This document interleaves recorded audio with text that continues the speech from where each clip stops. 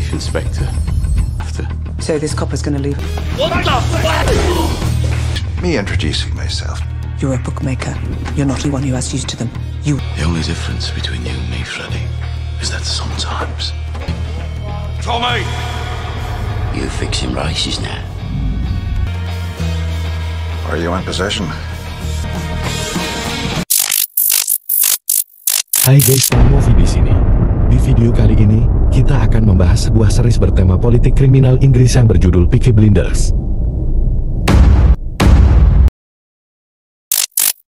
Tom pergi ke sebuah pekan raya. Dia sekaligus melihat seekor kuda yang hendak dia beli. Di tempat itu Tom bertemu dengan beberapa anggota gangster dari keluarga Lee. Tom dan beberapa anggota Lee nampak saling mengejek. Tom yang kemudian emosi memukul beberapa anggota Lee. Pada hari pacuan kuda, Monaghan Boy yang sudah menang 2 kali akhirnya kalah. Tidak hanya kalah, Monaghan berada di terakhir. Atas uang taruhan yang meleset pada Monaghan, Peaky mendapat banyak uang. Beralih ke Billy Kimber. Billy Kimber yang tahu ada yang tidak beres dengan lomba pacuan kudanya kemudian menemui Thomas. Kuda Monaghan merupakan milik Thomas. Billy sempat mengacau di kedai garisan milik Harry. Thomas dan Arthur menemui Billy.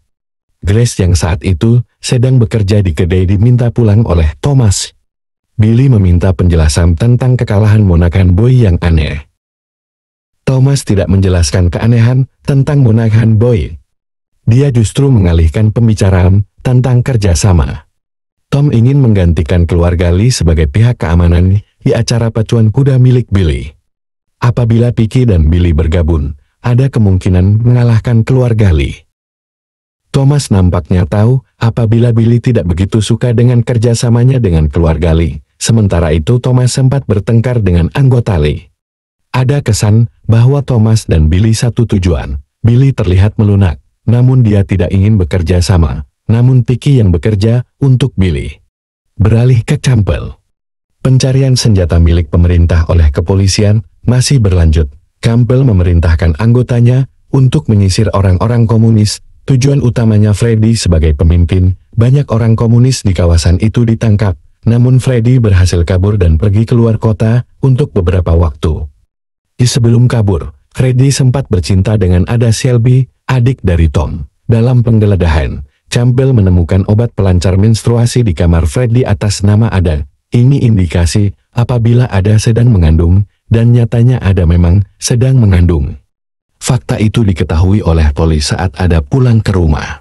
Tidak hanya menyisir orang-orang komunis, polisi juga mengobrak-abrik banyak kedai. Hanya satu kedai yang tidak polisi sentuh.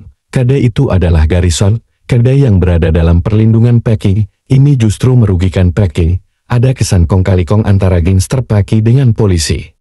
Masih dalam aksinya, Campbell menemui Polly. Dia ingin bertemu dengan Tom. Tom tidak langsung menemui Campbell. Baginya, menemui musuh saat sedang berada di atas angin tidak ada gunanya. Dia harus membalikkan keadaan terlebih dahulu. Suatu malam, Tom mengundang seorang wartawan. Dia ingin wartawan itu meliput pembakaran foto Raja George V di tengah jalan. Tom memerintahkan anak buahnya untuk mengambil semua foto raja yang ada.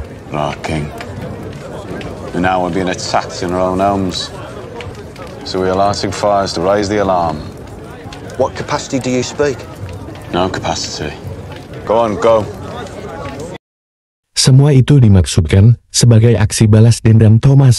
Kabar ini cepat menyebar, termasuk sampai di telinga Perdana Menteri Winston Churchill. Lewat tengah malam, Churchill menelepon Campbell terkait pembakaran foto raja. Dia ingin Campbell membereskan masalah ini, namun Churchill menolak upaya Campbell untuk menangkap pelaku pembakaran foto raja. Dia tidak ingin ada sidang yang justru akan mengungkit-ungkit pembakaran foto raja. Tidak boleh ada kejadian yang mencoreng raja tersebar atau dibicarakan terus-menerus. Sidang memungkinkan kejadian pencorengan raja disebut berkali-kali, termasuk oleh media. Setelah tahu dalang pembakaran adalah Tom, kini Campbell tidak bisa semena-mena. Pertemuan mereka esok harinya menjadi berbalik arah. Tom berada di atas angin. Tom lebih mendominasi pembicaraan. Dia mengaku mengetahui letak senjata milik pemerintah yang dirampok, namun tidak semudah itu dia beritahu. Tom menawarkan kerjasama. Ada permintaan untuk polisi mengabaikan seluruh kegiatan bisnis Praki.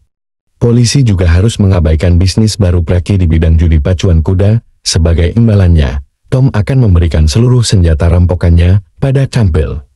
Penyerahan senjata akan berlangsung setelah bisnis Praki benar-benar terbukti aman. Namun apabila Campbell menolak tawaran itu, atau Tom ditangkap polisi, anak buah Praki akan menjual senjata ke IRA atau tentara Irlandia. IRA dan pemerintahan Inggris memang berseteru dengan adanya senjata rampokan itu di tangan IRA, maka karir Campbell yang sudah puluhan tahun dia jalani akan hancur. Tidak ada jalan untuk menolak tawaran Tom. Campbell setuju meski tidak saling berjabat tangan. Campbell meminta satu syarat, dia ingin agar Freddie si komunis tidak kembali ke Birmingham. Sayangnya, Ada hanya ingin menikah dengan Freddie. Dia yakin apabila Freddie akan kembali dan menikahinya, tidak hanya Tom, Polly juga mendesak Ada untuk menikah dengan orang lain. Ada juga perlu pergi keluar kota agar kehamilannya tidak menjadi rumor di jalan-jalan. Saat hendak pergi keluar kota melalui kereta, ternyata Freddie sudah menunggu Ada. Freddie berjanji akan menikahi Ada. Ternyata yang memberitahu Freddie apabila Ada hamil adalah Tom. Kabar itu dia berikan dengan syarat Freddie tidak lagi ke Birmingham. Dia bersama Ada bisa pergi keluar kota.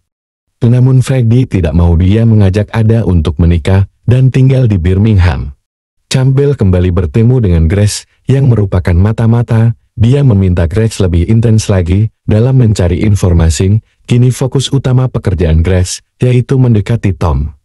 Dia juga harus mencari tahu lokasi senjata itu disembunyikan. Grace dan Tom memang semakin dekat.